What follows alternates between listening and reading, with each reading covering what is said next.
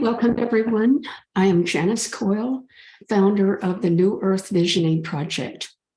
Our mission here is to promote people and ideas that help to bring about what we call a new earth and a new us. In this endeavor, we hold a vision of a world where, as we say it, love is Lord, and also a vision of ourselves as New Earth people. We also hold in our hearts the vision of our guests as well. So let's begin by a meditation. If you're comfortable, close your eyes if you wish. And I invite you to take a few deep and slow breaths as we relax in our chairs. Feel this slow breath flowing in and out. And let it relax the body. Think of loving, relaxing light flow down from your head and through you, flowing down to your feet, then on into Mother Earth.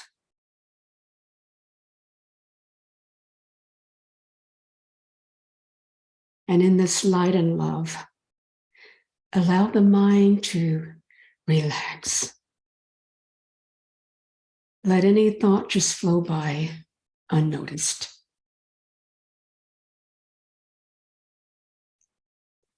Let's put our attention on our hearts. Focus there and feel the energy of love radiating all around, embracing you.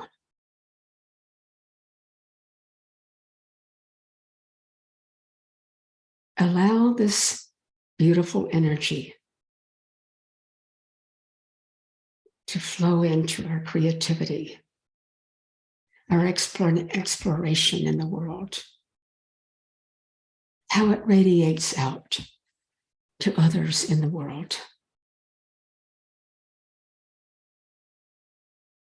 Let's feel this right now. From your heart, love energy flowing out to the world.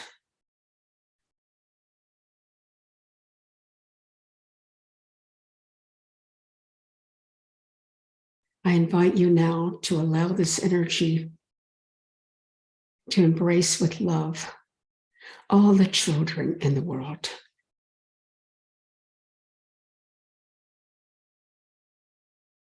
And envision them whole, healthy, confident, and joyful in their play, full of imagination as they were born to be. And let's envision their loving and wise upbringing and education. And let's envision them remembering and understanding where they are now and where they have come from. Let's envision them moving in an energy of love with connection with all they see. And let's envision them and feel them be loved, cared for, and honored by everyone. Let's hold this thought for a few moments.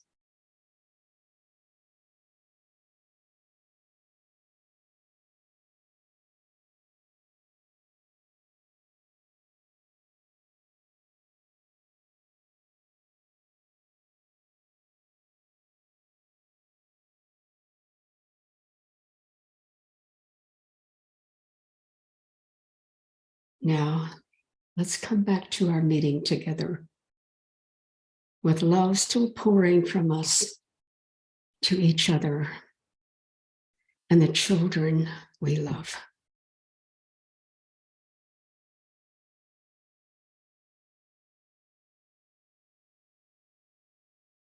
When you're ready, open your eyes. And we'll begin now talking about children.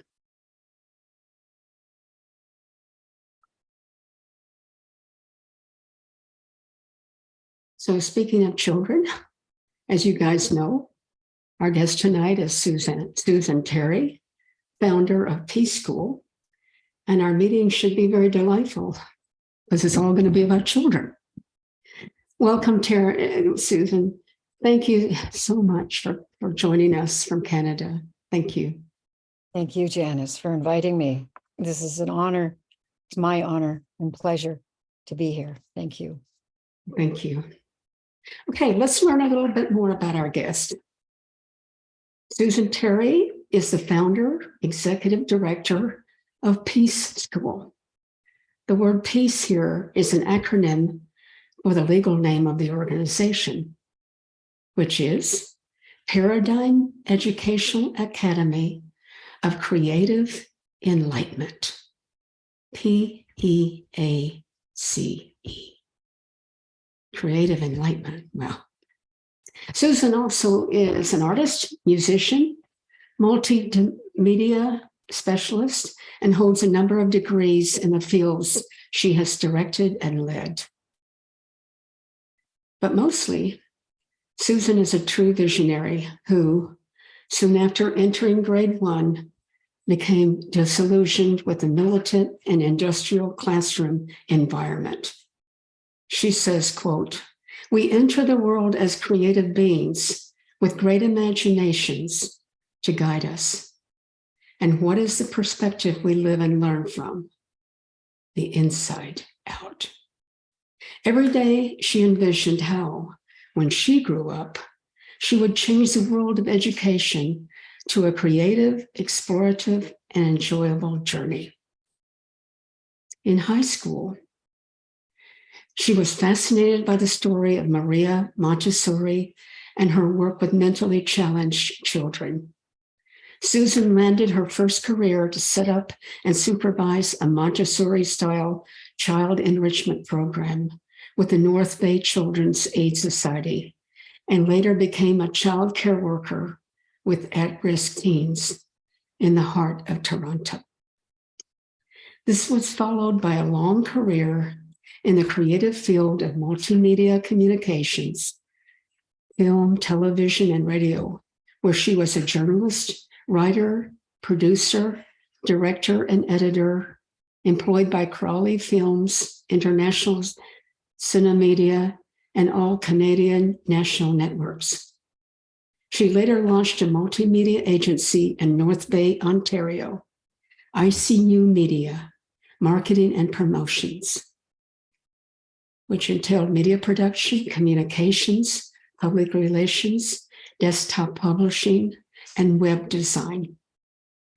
In tandem, she was a professor of Canadore College in project management and CTS career training, which included business English, computer software, marketing, and public relations officer for Nipissing University and an ESL instructor, while assisting in the coordination of the regional and national science fairs for grades 7 to 12 students over 13 years.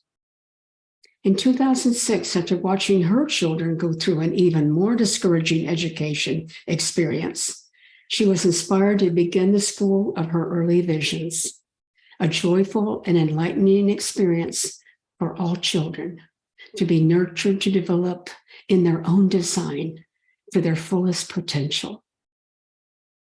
Quoting from her website, quote, "Like flowers in a garden, we all contain within the birth seed everything we need to blossom fully, given a wholesome, loving, and nurturing environment."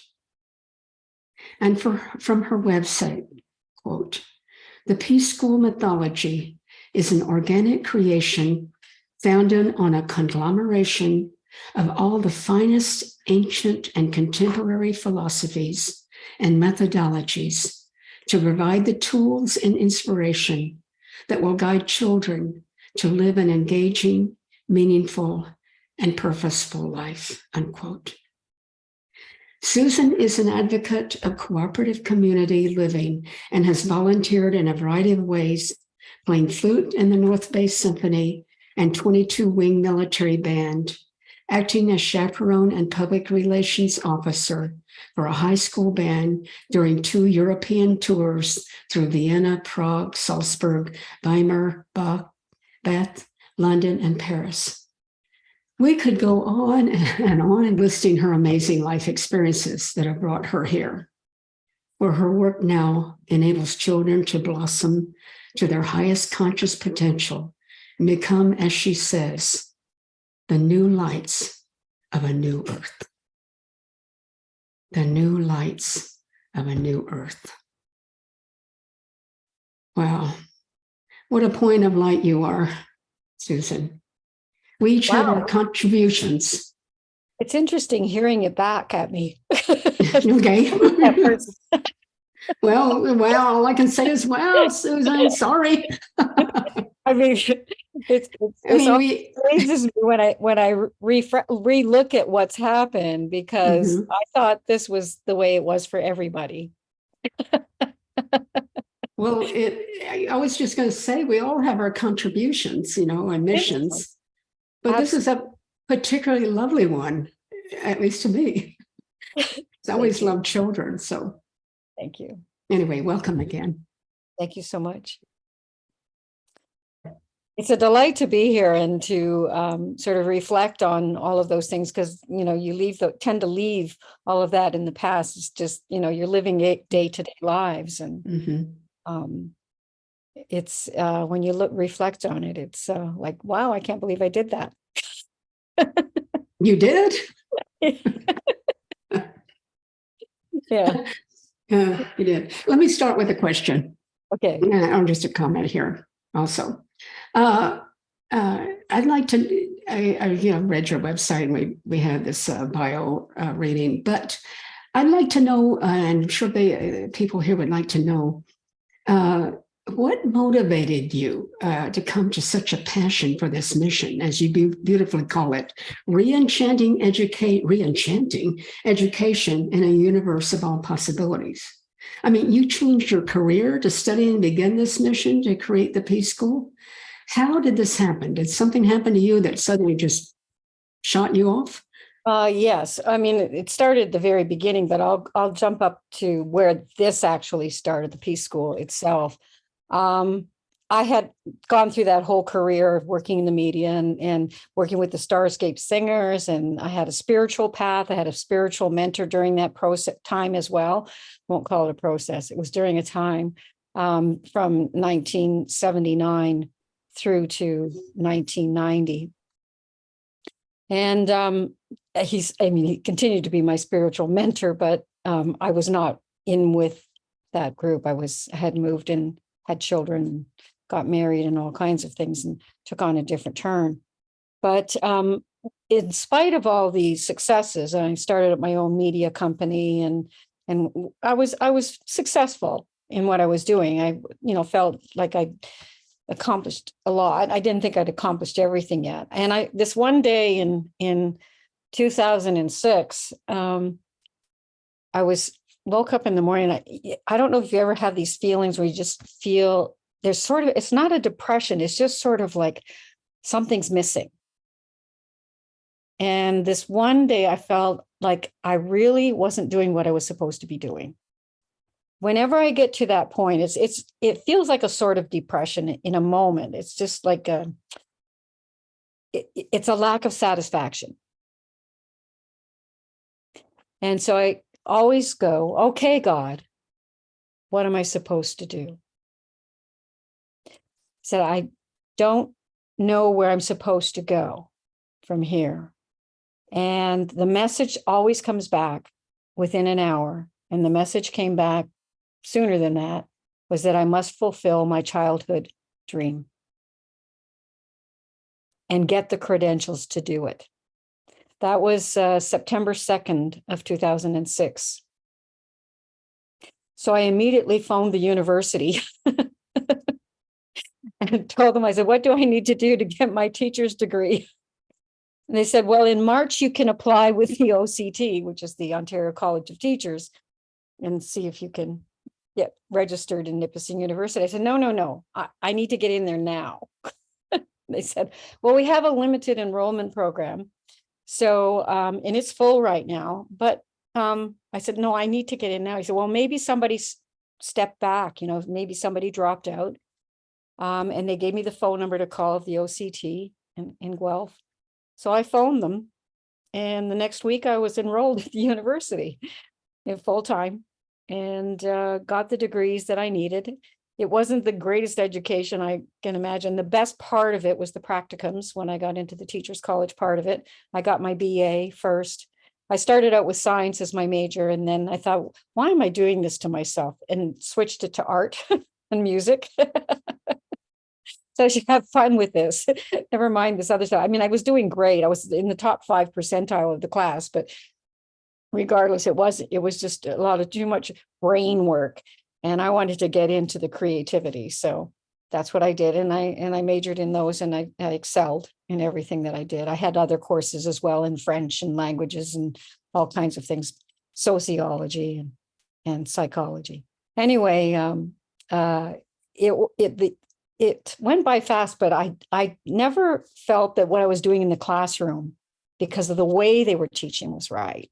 It wasn't experiential enough. We did do group things and projects and stuff, but they were mindless, and they were sort of directed without giving the opportunity for creativity. So the best parts of it were my practicums, and particularly the one I had in Ecuador. I was in the mountains, in the volcano, up the volcano, in the Chimborazo mountain volcano, with the Quechuan children in San Miguel de Pamachaca. And working in those schools it was the most phenomenal experience I'd ever had. Now, I have to say, I'd studied Spanish for 1 year in high school. I did not know that I was fluent in it, but apparently I was. I was in a classroom with the principal at this school. He was Spanish only, did not speak English. And I didn't realize that. I thought he was speaking to me in English. And I was translating for everybody else because they didn't understand him. I thought they just thought his language was broken or something. And I was hearing it in English in my head, but he was actually speaking Spanish. And I was communicating with him. And apparently I was communicating with him in Spanish. I did not know that. Not till I got back.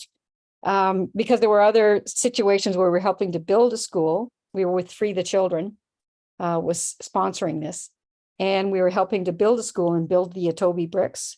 And so the man who was teaching us how to do the bricks, there was a group of us. He would talk to me and explain to me what to do. And then I would tell everybody else, because they didn't understand them. I thought he was speaking English. To be honest, I didn't find out till we got back to the school. We had to do projects and presentations on our journey. And this one group got up and did their presentation and was talking about the translator. Was me. So it was very interesting, because sometimes there are things that we don't see in our own being that others see. And sometimes we don't see in others the same. Mm-hmm. Yeah.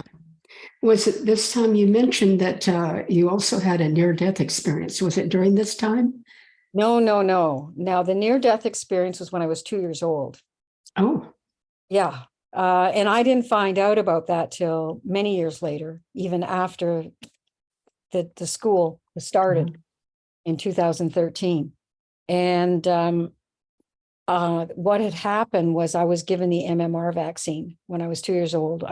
My grandmother was coming to visit for the first time. I'd never met her. And I was very excited about this grandmother coming. So the day before she arrived, the doctor came to our home. Those were the days when they did home visits. And I got the shot of the MMR. And the next morning, I was so sick. I was almost delirious. I was so hot. My mother had me laying on the couch. My brother was a baby. So she needed to care for him. And so she had me down on the couch. And I remember laying there and getting so hot that I went into this deep, it was like a sleep, but it wasn't really a sleep. It was like a state of deep consciousness, very deep within myself. And I saw this, it was like a river. I was standing in a river of this milky red milky stream. And in it, there were all these round platelet-like things, and they were rolling towards me, spinning in the same direction, all of them, and they would part when they got close to me. And then there was this one that was coming straight at me, and in the center of it was a ballerina on toe point in a pink tutu with blonde hair and a little ponytail, and she was spinning around in the opposite direction. And it was driving me crazy. It was coming straight at me. And I thought, I have to get out of here. And next thing I knew, I was on the ceiling looking down at myself. And there was this lovely woman sitting beside me, and my arms were crossed on my chest. And she put her hand on my arms, and she was saying, hold on, dear. They're coming soon, dear. They'll be here in a moment, dear. Hold on, just hold on. She had white hair with this purple tint, and she had this lovely cream-colored dress with puffy sleeves and a collar. I remember the detail in it, and covered in forget-me-nots. Yeah. And I thought, that's my grandmother. She's lovely. And the next thing I knew, I was lifted up through this cloud. It was like the first time I ever took a flight reminded me of that. And it was a very dark cloud layer. And we were taking off just before dusk. And as we we went through this mist, just like that. And then we burst through. The sun was sitting on the clouds, and it was a spray of colors beyond every color of the rainbow. Well, that was like what it was when I crossed over to the other side. And I was greeted by this very lovely woman who was probably like in her 30s, she looked, maybe. And she took care of me. She took my hand and brought me onto this path. And it was the most, I don't know how to describe it other than the most beyond love, beyond comfort, beyond peace, beyond harmony. The colors were beyond the colors that we see in the most beautiful, colorful garden or in the fall or anything, but it was like that. And it was like here, only it was eternal. It was timeless. It was spaceless. The next person I met on the path as I was going along was a man named Yeshua, Jesus. And he was this very handsome man. And he asked me if I wanted to go back. And I said, no, I love it here. This was peace. I came from a family where my father was, had been in the war, World War II veteran, had lost both his legs. And the way they treated the World War II veterans was in Canada anyway, their therapy was all the free booze they could drink at the Legions. And so they would drink a lot. They all became very alcoholic. So it was a bit of a challenging upbringing with that. I had 5 siblings, 3 sisters and 2 brothers. One was younger, one was older, and the other 3 sisters were older. Anyway, so I came to this beautiful place, and at the end of it, there were people I met on the path who asked me if I wanted to go back, and I'd say no, in these white robes. And then at the end of it, I remember standing right beside Jesus. He was sitting at this table. It was like a big white marble table. And they were all sitting around and they were discussing me. And I came walking up and I'm standing right beside him. And this one man says, well, she really doesn't want to go. She loves it here. And Jesus said, but it's not her time yet. And his fist came down on the table and hit the table hard at the same moment as my mother unzipped the oxygen tent. And she said, "Oh, Susie, you're awake." She said, "I'm so sorry you didn't get to meet your grandmother. She had to leave this morning." And I said, "Oh, but I did." And I described what I just described to you. And all I remember was her jaw hanging open, and she never said another word.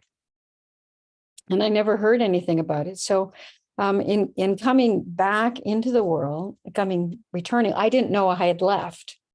I never knew that I had left. I just thought that I was two. I thought that was the way it was for everybody.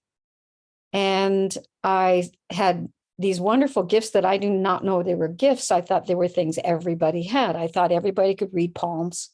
I thought everybody could read tea leaves, tarot cards, and had this, you could feel other people. You could feel the energies, not only see them, but feel them. I thought that was normal. I never knew what normal was. They used to say this word normal. I thought there's no such thing as normal. What is normal? So there is no such thing. We're all unique. Everyone is gifted. And we are all gifted that way, but we lose sight of it. And I believe that all children come into the world with all those gifts. And they are lost because of lack of insight and lack of intuition and understanding of who we really are, who and what we really are. So that's basically where it started. And I just could never understand why people were so cruel to one another. Never did. But it wasn't until 2013 when I read the book Proof of Heaven by Dr. Eben Alexander. And I was so enamored with his story about, his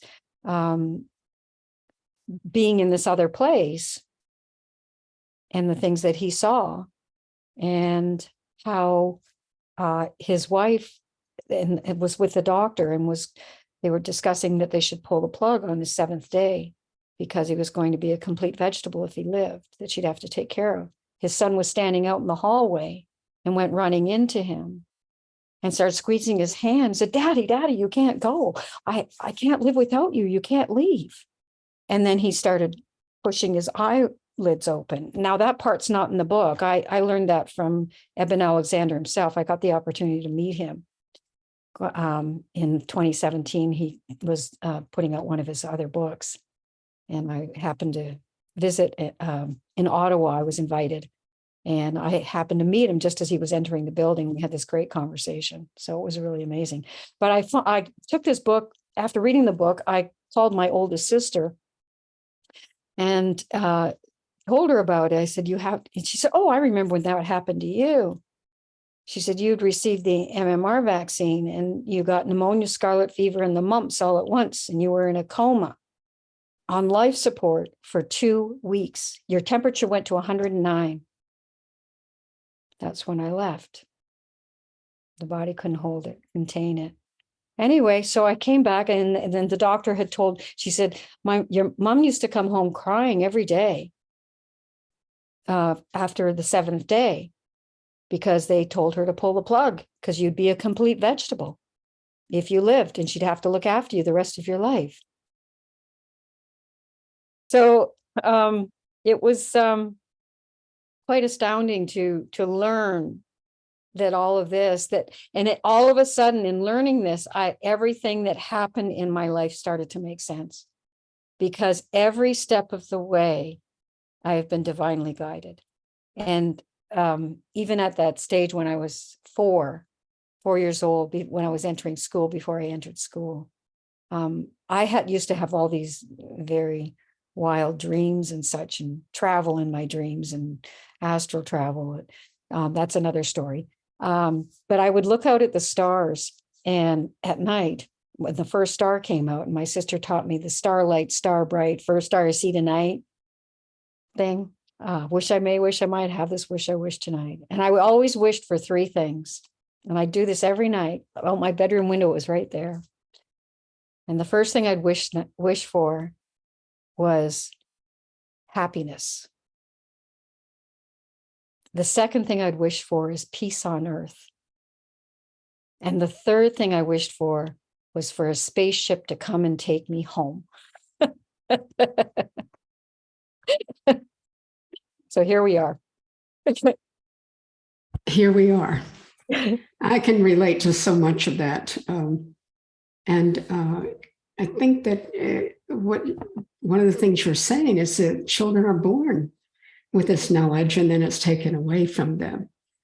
And I think in reading your website, it seems like one of your missions is to bring them back to what they were before 4 years old, or whenever that stops.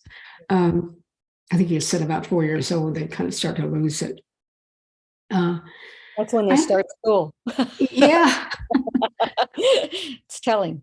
Yeah, it is. And I'm just going to ask you, that near-death experience must have motivated and informed you all this time with some of your visions and some of your missions and things like that. To quote from your website, you said something about to guide our children, your mission, to their highest conscious potential and nurture them with love so they blossom fully while discovering the wonder and joy of being. The wonder and joy of being so many children have lost. And how do you bring them back to that? Well, I can only say that I'd have to give some examples of what took place within the school in the first year in particular. I'll start with the beginning of it, because when the children were coming, I went around and met all these children first and reviewed the families and the children. So I got a lot of their stories, and they were very diverse, and they were from kindergarten to grade 5 that year. There was only 15 the first year. So we had ones with global deficit disorder, ones with mental challenges and aggressive behavior challenges. And we had depression, ones with depression, major depression, introversion, and other such things. Anyway, we brought them into the school. And the first thing we do in the school in the first day was we got them to hang up their coats. We gave them each little cubbies and got them situated so they had their own little space as well. And the first thing we would do is meditation. The first thing we did was a circle. Everything was in circles. The desks were even in circles. They worked in circles. There was no squares and no boxes and no sitting behind and looking at the back of people's heads. And so the curriculum for the week was established. It was always new, never the same, ever the same. There was no repetition ever. So it was set up with a guideline, was what I call like a smorgasbord of ideas were presented. And they all had the classroom together, like the old one-room classrooms. So they were all basically taught. I got this idea from my mother because she grew up with a one-room classroom, in a one-room classroom. So that's sort of where part of that idea came from. But they were all taught the same things, but they would take away from it at the level where they were at, but at least they could reach up instead of looking down. And so it was all thematic as well. The first week, for example, we did the history of puppetry. So I presented the history of puppetry, and I had some videos on all different types of puppetry, gave them some videos and showed them some videos right from the kindergarten up. They just loved it. And right after that, I had them each write their play. So we had a few people, assistants and teachers, who were sitting with the students. The intent is for the classrooms to be small, 15 maximum, so that they all get attention. And each one wrote their own little play in the way they wanted, at the level they were at.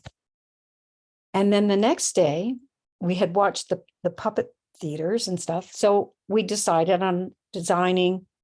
Oh, after they wrote their play, we designed the puppet theater. And the next day they built it along with their puppets, because they had their plays and their puppets. So we had these sock puppets. We did sock puppets, and I had all kinds of lots of socks from my husband and my son and everybody else. So I brought all these socks in it, bags of them, and had all the, all kinds of things that they could sew on them, glue on them. We had glue guns and things like that. So they as a team designed the puppet theater, and then they worked on their individual plays and their individual puppets. And then the next day they practiced their plays, and they decided who was going to play what role. So they did practicing on it, and they built the puppet theater, practiced their plays, and they chose who was going to direct it, who was going to play what, and they all used each other. So it was really great. And then on the Friday, we did a rehearsal in the morning, and then the parents came in the afternoon and they put on a show. So it was all in 1 week. And one of the mothers commented, my daughter, this is the one with global deficit disorder, she said she's learned more in this 1 week than she's learned in a whole year in school, in a whole entire year. It was amazing. And basically we did things together in a harmonic way. The circles that we started with, I'll go back to that, because they had a choice, and they would always, different person would select every day. The second week we went out and we did a thing on getting talking sticks. So we went out and explored around, and we found different things, plants. I had a book on edible wild. And so we were looking at plants and their things, and they would be looking at picking things up and flowers and stuff, and picking up little trinkets just from nature. And I asked them to each find a stick that would be their talking stick. So we came back to the classroom and they all each made their own talking sticks. So then the next day we started with using the talking sticks, and everyone each day had an opportunity to use their talking stick. And they would decide who was going to be the leader and what they were going to choose, whether it was going to be a meditation, singing. They loved the singing, Pilates or yoga or dance or whatever. But it was something that we were doing as a focus group. The singing one, I had been working with the Starscape Singers in the 1970s. They're a choral group who are one of the top choral group in the world. They've been on all world stages, Carnegie Hall 12 times. I was their videographer. And one of the practices they did was with the singing. And I did this with you the other day.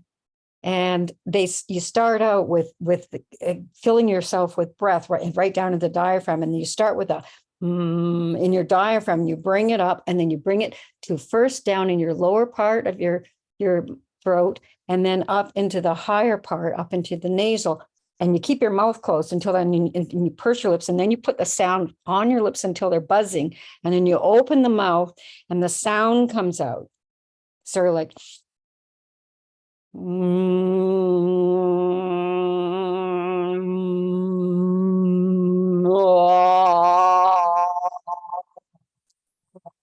so we did it with the scale. We started on the low part of the scale, and we work our way up. And as we were moving up the scale, all of a sudden you could hear a whole other octaves above us. It was like angels singing above us. We could hear it. Everyone heard it. It was amazing. It was astounding. It was just astounding. So that was one of their favorite things to do in the meditation. And then after that, we would choose. I would show them what we were doing for the day, the different lessons and studies, and they would choose the order that they wanted to do them in. They had a choice, except for their music lesson. They had violin lessons every day, violin lessons once a week and piano lessons once a week. That was Mondays and Wednesdays. They would have the piano lessons, and then I would assist them with the practice. They would have practice first thing in the morning, each one. We'd sit down and they would take turns having practice while the others were in their classroom doing other things. So it was a lot of fun. Anyway, after the second week, one of the mothers came in, she's coming in to drop off her daughter. And she said, she came and she was crying, her tears coming down her face. And I thought, oh God, what have I done wrong? And she said, I have to thank you for giving me my daughter back. This was the oldest one. She said she's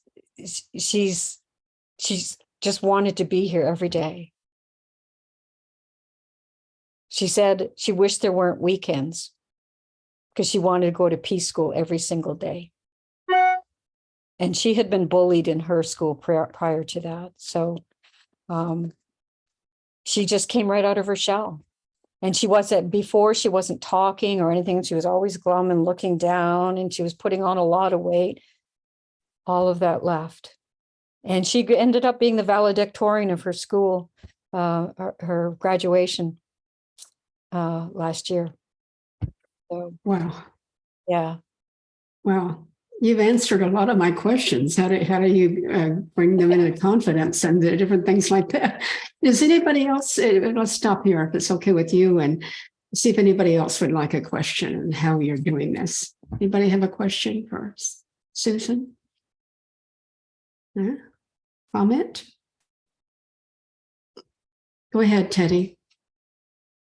Susan, are the children all the same age bracket that are in the classes, or does it vary?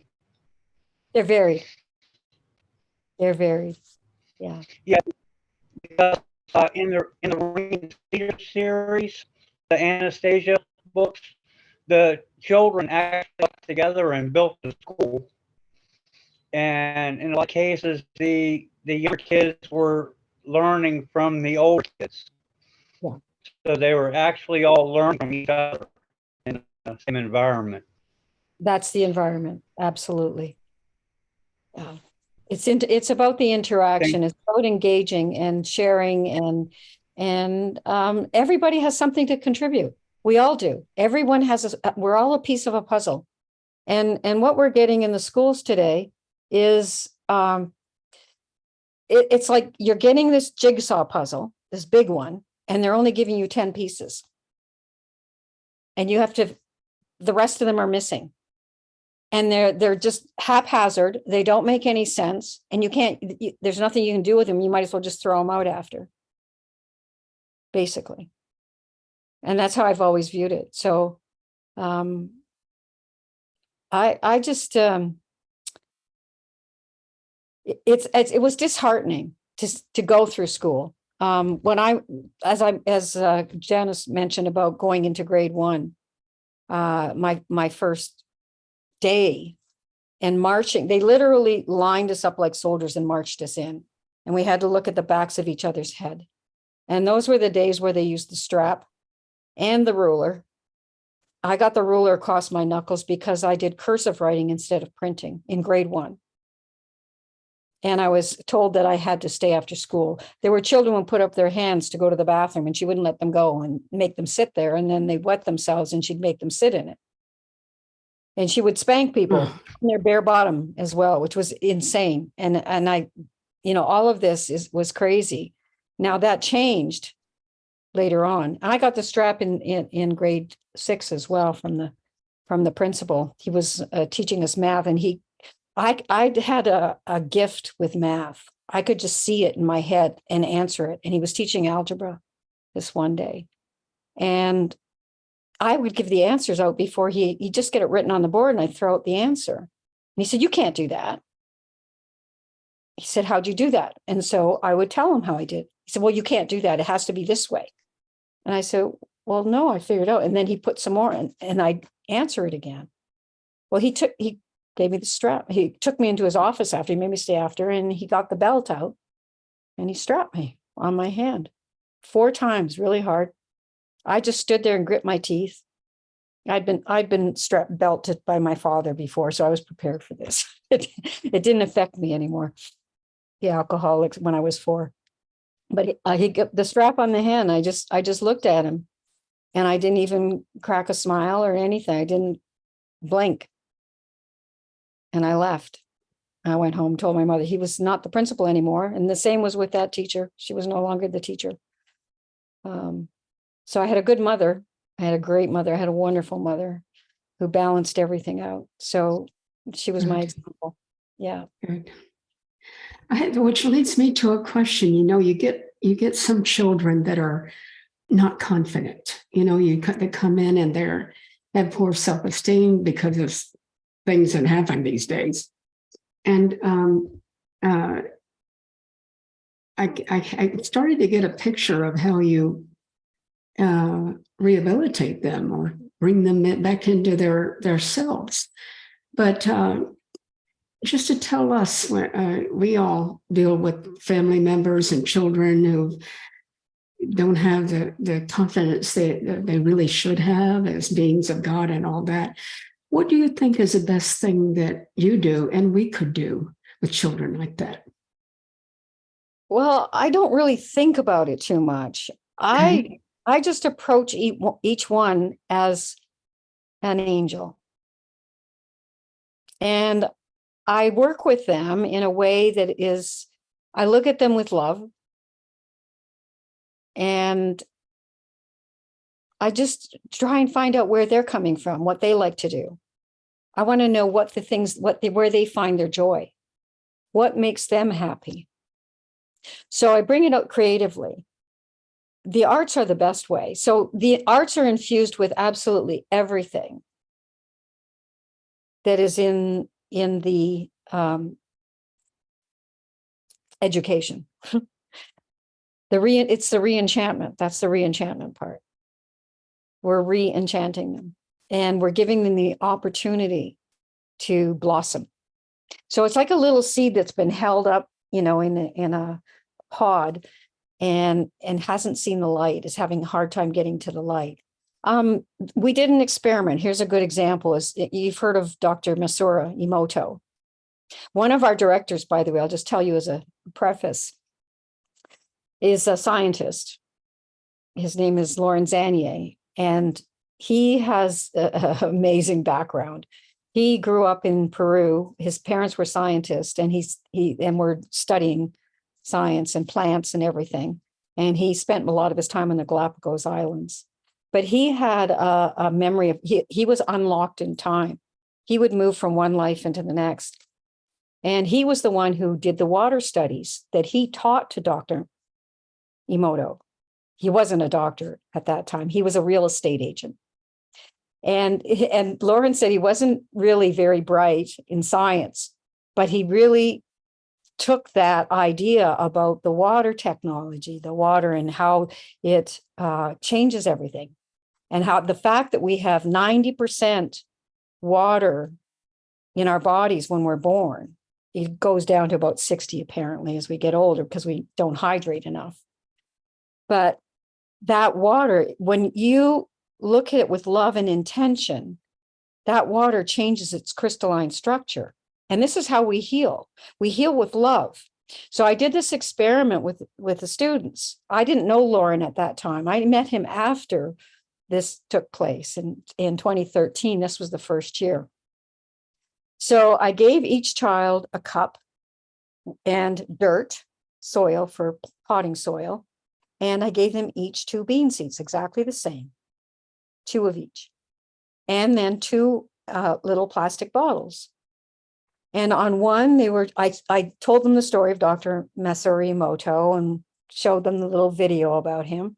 And then they were to put a label on each of the jars and fill it with water. And one would be a positive word like love, and the other would be like hate, but they could choose a different word, negative word and a positive word, whatever they wanted.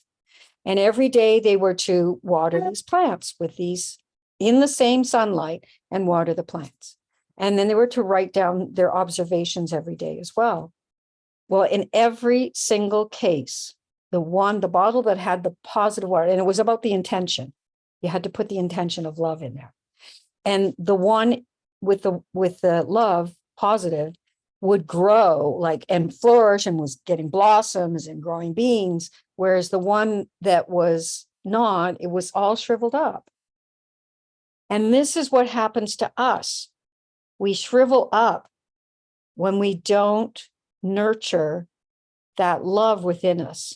Love heals all. I had another miracle healing in 1997 when I had 4-stage colon cancer, and miraculously healed from it. It's another long story. We don't have to get into it right now, but unless you want to. I don't know. Well, I'm presuming from what you say, love healed it. Love healed it. Yeah. It was love. Yeah. Make her hand up here. Mm-hmm. Yeah, the children, the same thing, love handles it. You mentioned to me before we started here that one of the ways to connect with a child is to become a child ourselves. Right? I presume this would especially work with children that need connection and have a maybe not a very great background or whatever, or not confident. How do you okay, I can maybe become a child, and I'm thinking about how to do this. And I never learned how to play when I was a child. It just never happened. But so I'd like an example. I'd like to hear an example of a plaything. Yeah. Maybe it would be a good thing for you to do. Just get out and play sometime, you know, get a I think ball. I'm 8 years old or something. Go with an 8-year-old. Throw some basketballs or. But then teach me what to do. Yeah. That would be good. A child that's not confident, teach me how to do. Yeah, teach you how to do it. Actually, that's a good idea. Get a child to teach you. Yeah. Everything. If there's something you want to learn, just ask and you'll receive. That's all we have to do is ask. That's the one thing I've learned. Megan, you've got your hand up there. So I wanted to, I thought it would be great if you shared the vision globally for the online school and the physical school so they can get a visceral sense of how that would look like soon in the world. Yes, we're looking for funding for this. And one thing I have is a curriculum to put together the entire, it's called a mentor training program initially, but I also have the full curriculum for doing an online school. Now, the online school will be catering to homeschoolers, which is really important. And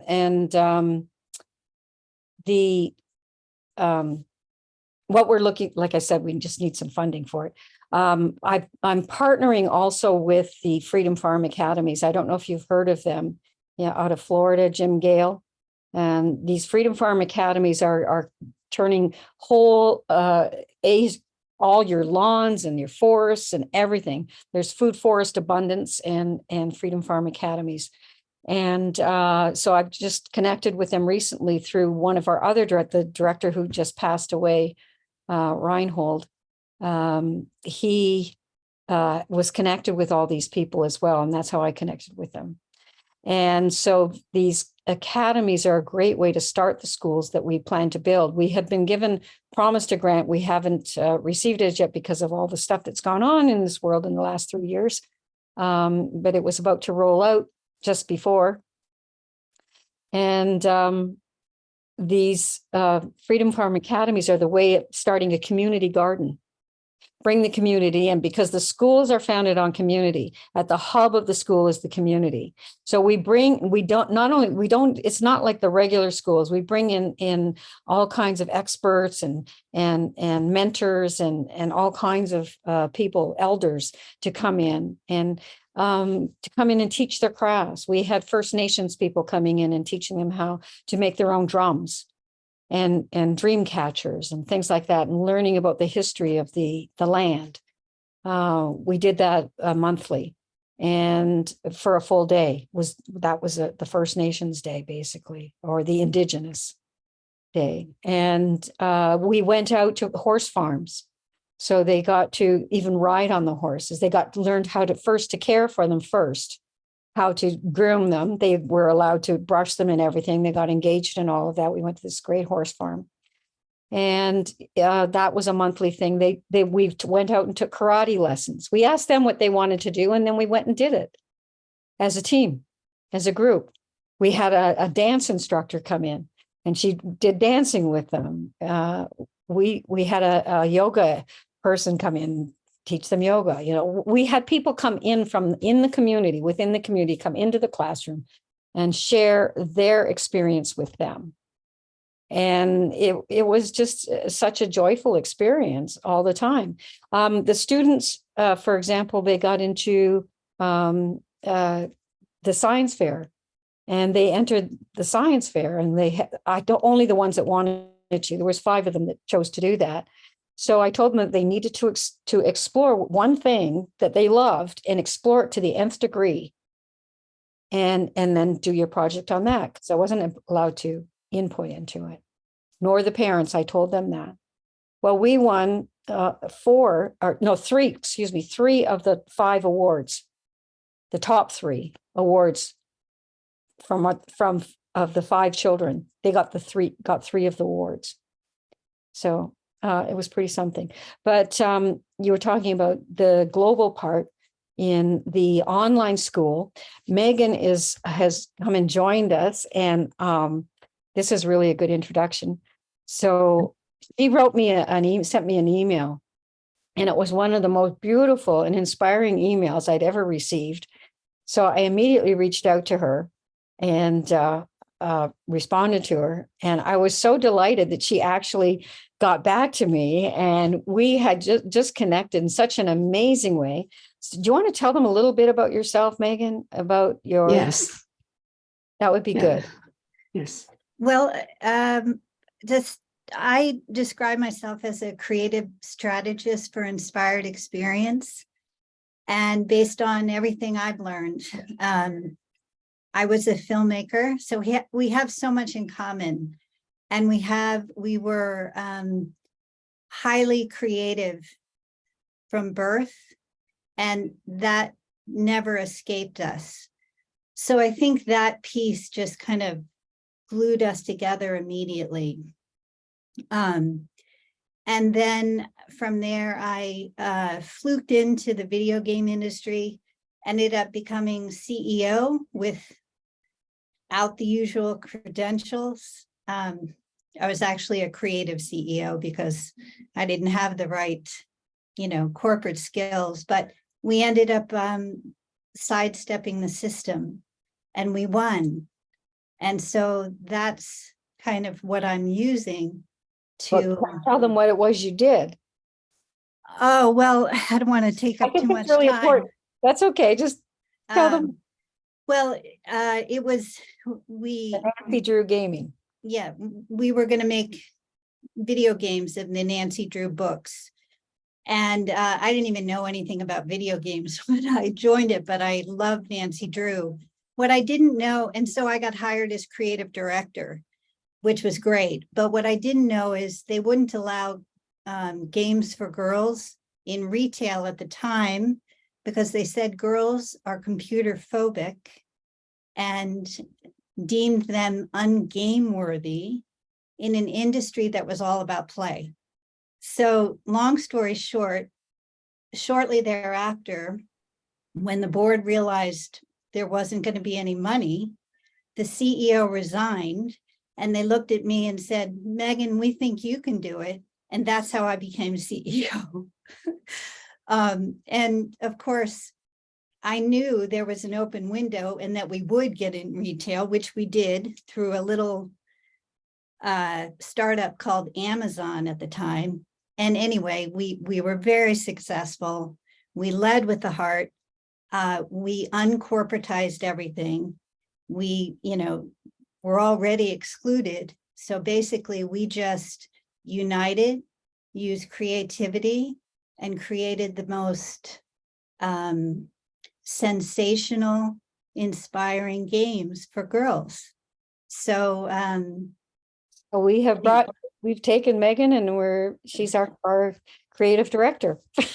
So, and I freelance, I play with a lot of different people, but I was just, Susan and I just melded so naturally. And the Human Reboot is the initiative that my umbrella initiative, they just work well together. So yeah, so I just joined her and want to support her to get this off the ground, because it's very much like what I did. We're both we all have a different vision of all coming together with our unique gifts to redesign heaven on earth.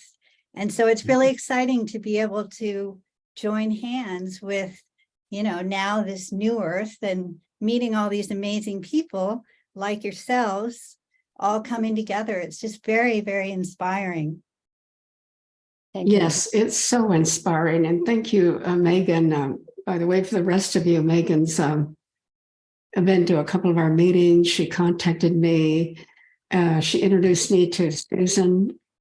She introduced me to our next guest, Van Eaton, and he's a geologist and shaman, and just an amazing person.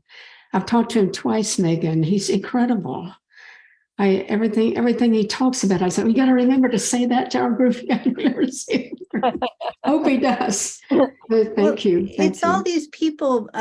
People are coming beyond mainstream. Those are the people that I've been playing with and learning from for the past 9 years. And those are the people that I'm trying to bring together. So we're all creating this tapestry together, cross-pollinating, seeding fresh ideas, uncorporatizing everything to lift ourselves up again, for us to become childlike with the joy of wonder, like we did until we lost it, Janice, in time, you're going to be playing every moment of the day, because we're supposed to, it's from life, from deadlines to lifelines, from disease to ease. I mean, literally, we're all in the process of returning back to all that we each are, which is amazing. And I'm just so happy to be living at this time where we see each other coming fully alive again. And we really are. We just ask. It's like there's a group of people on the other side and here and everywhere, and all you have to do is ask. Yes. That's all we have to do. Asking you. Seriously, ask and expect. I almost stopped this. I got a little bit burned out, and I prayed and I said, guys, whoever listened, I need for this to be fun and easy. And guess what? You guys appeared and other people have appeared. It's amazing. I mean, we're coming together, all of us here, everybody present here and others, and we're all coming together. Yeah, well, here's solutions. A new family. This is a great family. Like, I'm so excited to be part of, this group, and then meeting each person. I mean, it's like, this isn't a one-off thing. When you meet truly people who are, making the journey in our heart, and I'm sure, we're not there completely, but we're committed and we're devoted. And so, making friends is easy. And now it's like, what can we do together? Because we're here to play now. It's not about my brand and my thing. It's about actually seeding all of these ideas together and seeing what can be. And so, the Peace School, I mean, can you imagine? This is going to be incredible when it's global, all these beautiful villages with Peace School all over the world, physical and online. I mean, it's what we should have had. This is what I have done. I've reached out to a number of people all over. There's plans for schools in Belize, in Jamaica, in it's going to happen. In Kenya, I've already got a group there that we're working on, and it's just a matter of, there's a number of pieces that were missing, and the one piece that was missing was these Freedom Farm Academies. And in the past 2 years, have sold over 800 of these Freedom Farm Academies, which also incorporate other ideas, and the partnership that I have with them, we will be also building Arctic domes on the properties and greenhouses, so that it will be all about the garden. It's all about garden, and it's about the growing, and we're all like seeds. Each one of us is a seed, and you just need to be planted and nurtured.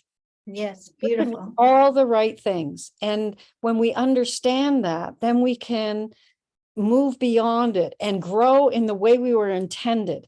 And all of these other things that are demonic or dark or whatever, they have nothing to do with who we are. That's what they're trying. Those demonic ones are testing us at this time. This is the time. Choose who you will serve, God or mammon. Well, also, I'm thinking in dealing with children, you say that your school is based on inquiry, and I've really gotten the vision now, or the understanding, whatever you call it, that all we have to do is ask them. I was going to say, how do we find, how to help children to express what they really? You ask them. Ask them and let them be. Just let them. Let it be. Let it be. Can you imagine if we had gone to school? Let it be. Can you imagine if we had gone to school and they asked, what would you like to do? What would you love to learn? Yeah. Who would you like to be? You know, you can be many things, right? And so right off the bat, the sky's no longer even the limit, you know, so just flipping everything upside down. I mean, that's basically what I'm trying to do with people and organizations, so that we're approaching everything entirely differently and fresh with no limits, so that we're, you know, back here again. Thank you. Megan, you're leading an adult preschool. You are.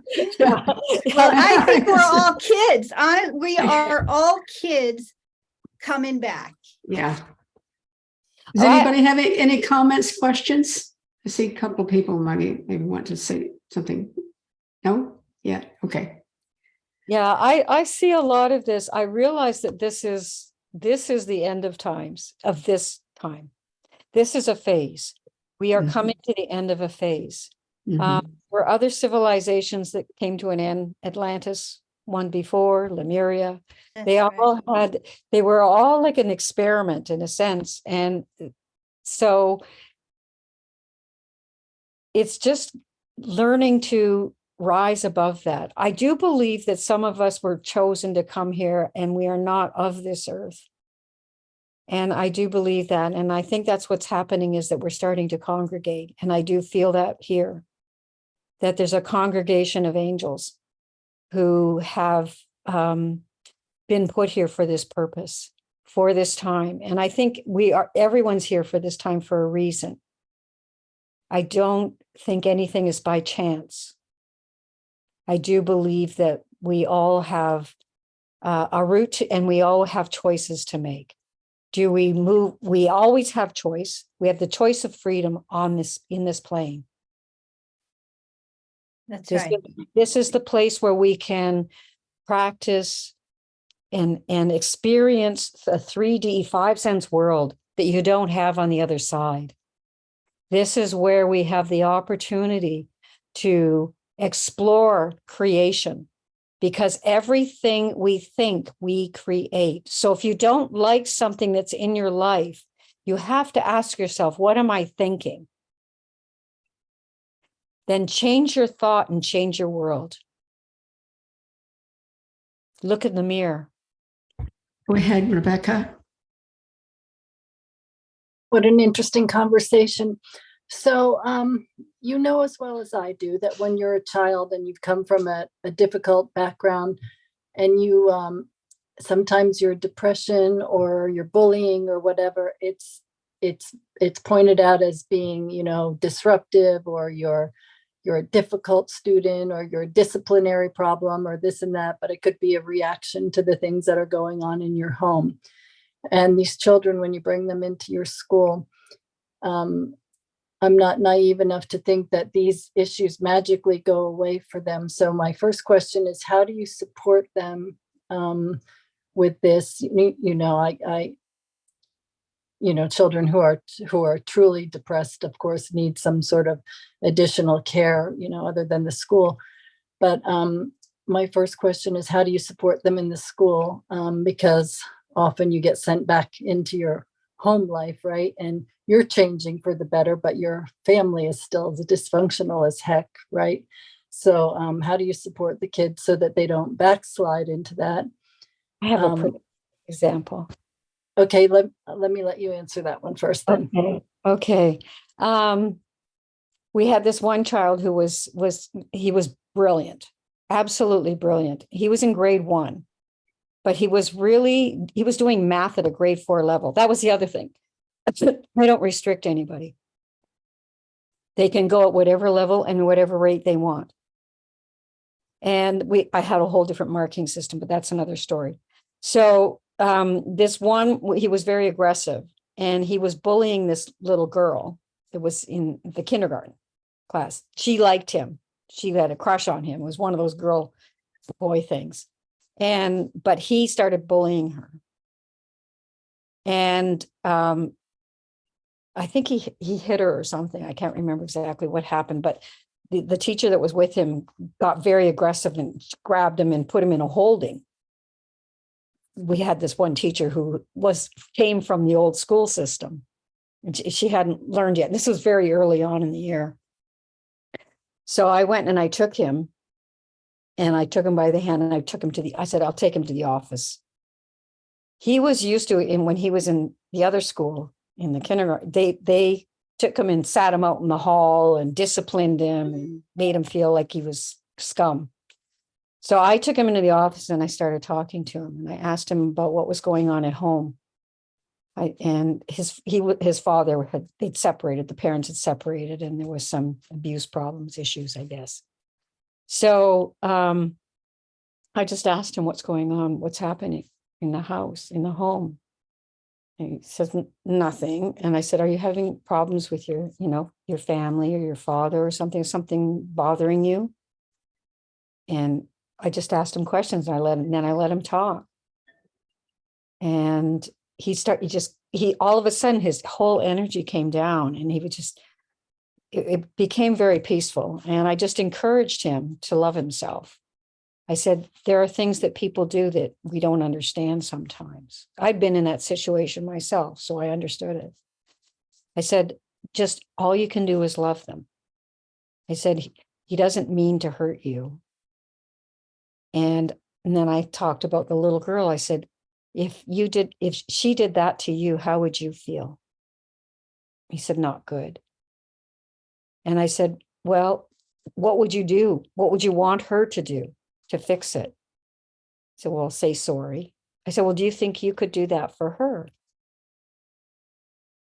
He said, yeah, I could do that. And he completely changed from that day on. He was a completely different child. And his mother came and picked him up and heard about this. Excuse me. She had heard about it, and she picked him up and she said, so what did you talk about? He said, oh, nothing.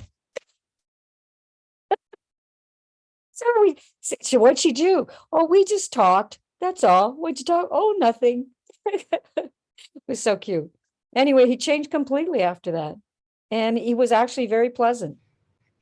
And he's grown up to be a really fine young man. So there's things you can do. You have to take a different approach. You have to find out where they're coming from. People don't do things for nothing, just to do it.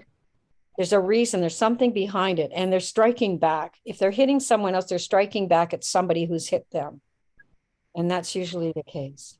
So by striking out at them again isn't helping. It's just making them feel like they're useless. It's making them crawl into their shell even more.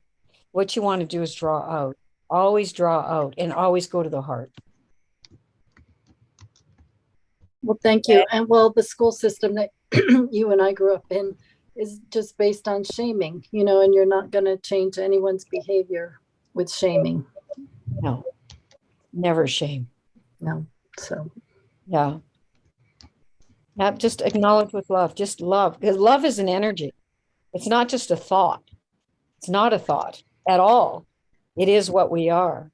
It comes from the heart. And also, it's through the ethers. It's everywhere. We are all one with that and united in that energy. And when we just love ourselves to start with, you cannot love another until you can love yourself, truly. And you cannot truly forgive another unless you can forgive yourself for what you've done or what you've thought about somebody else. Because thoughts are things. We create by them. Everything we think, we create.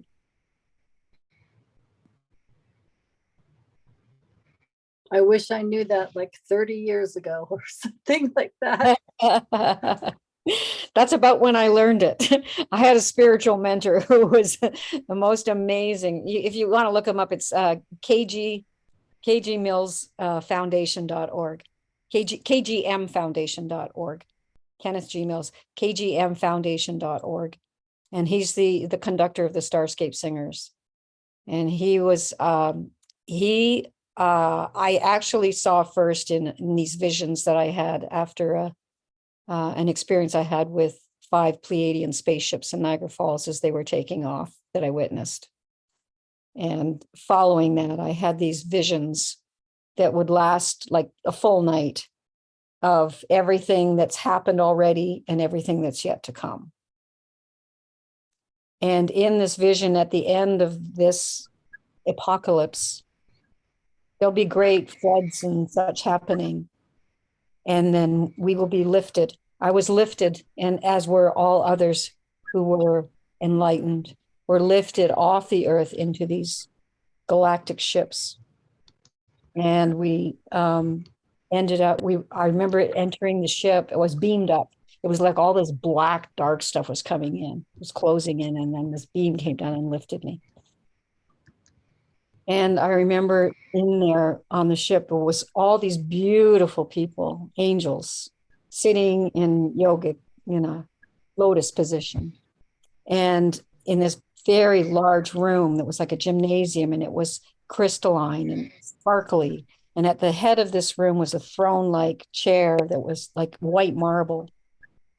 And on either side of this chair were these huge crystal globes with all these lights, every color swirling around inside, just lights. And then all of a sudden, there was only one place to sit when I got there, and it was right at the foot of this chair. So I walked up to it, and then all of a sudden, this man appeared in this chair, like Star Trek. That's 1971 when it first had it. It was before, I think, before Star Trek and before Close Encounters. So it appeared in this chair in this long white robe, and he had this beautiful skin and spark. He was just light, radiant light, and his eyes were like turquoise beams and diamonds.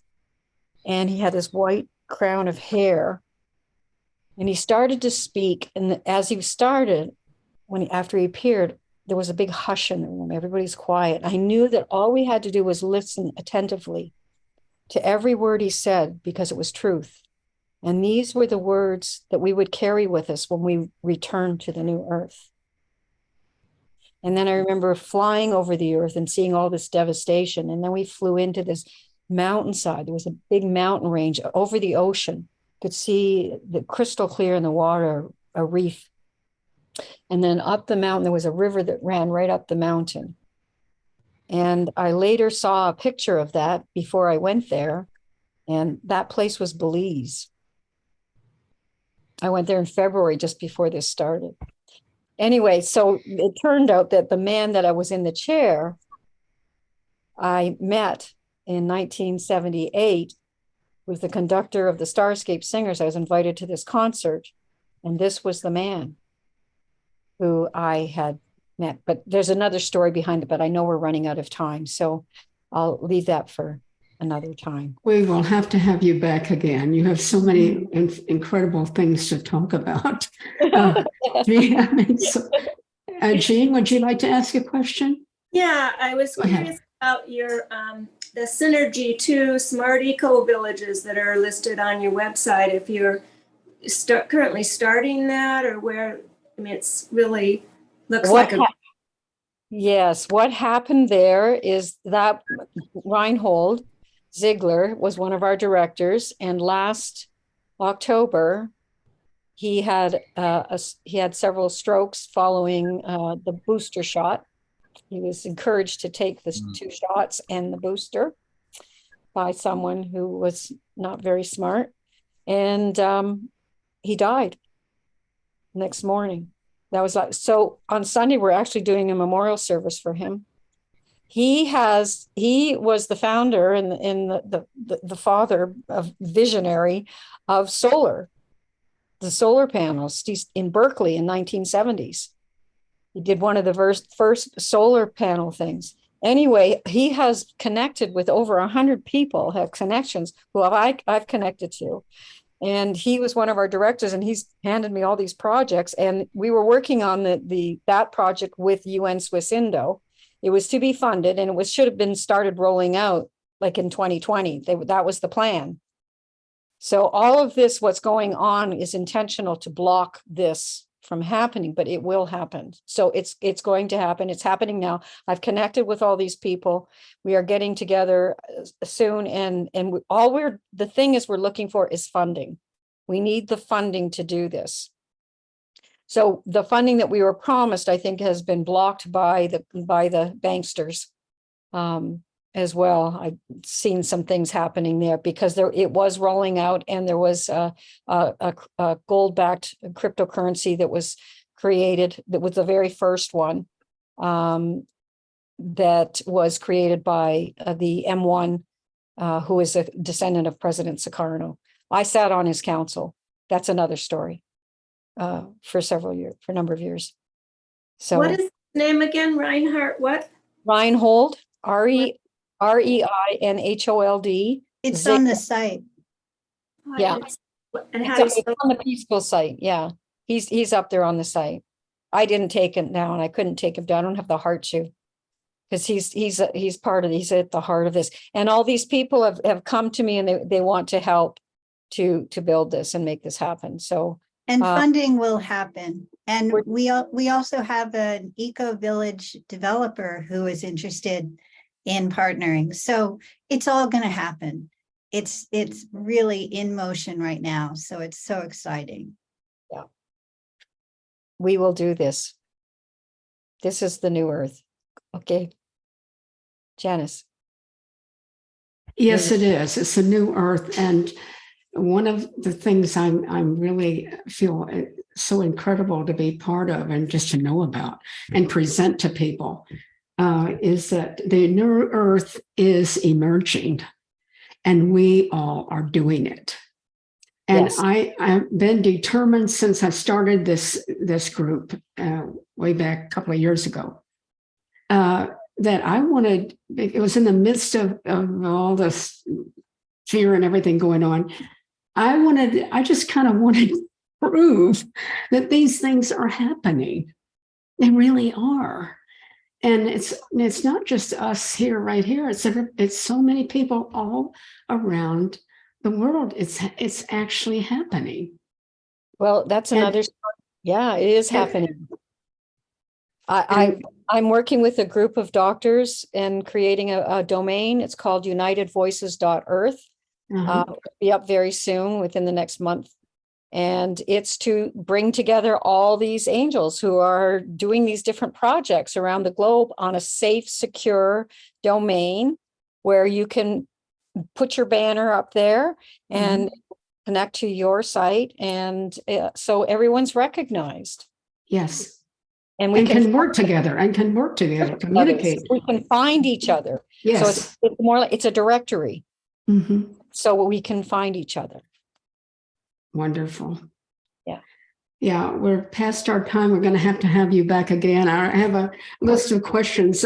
I don't have enough time to type it, but I've got more questions for you and other new ideas that you could talk about with us. Also, you, Megan, and the rest of you too here. Just for those who are tuning in to our YouTube, let's speak your URL. Go ahead, Susan. What's your URL?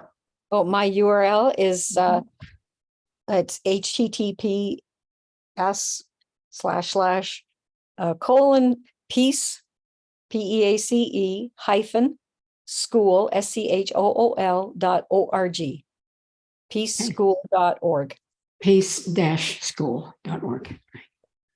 Okay, that's easy. peace-school.org. A lot of other ideas you'd have. There's a resources page for those who want starting right, and for those who would like to learn how to resources on home schooling, and for anybody that would like to know more about that. And anything else from anybody? Any final comments or questions or anything? Go ahead, Teddy. Yeah, I was just going to say the school and the eco-governance and the other gentleman we had on talking about his circular city and stuff like that. And, you know, when you put all these pieces together, they're all pieces of the new earth.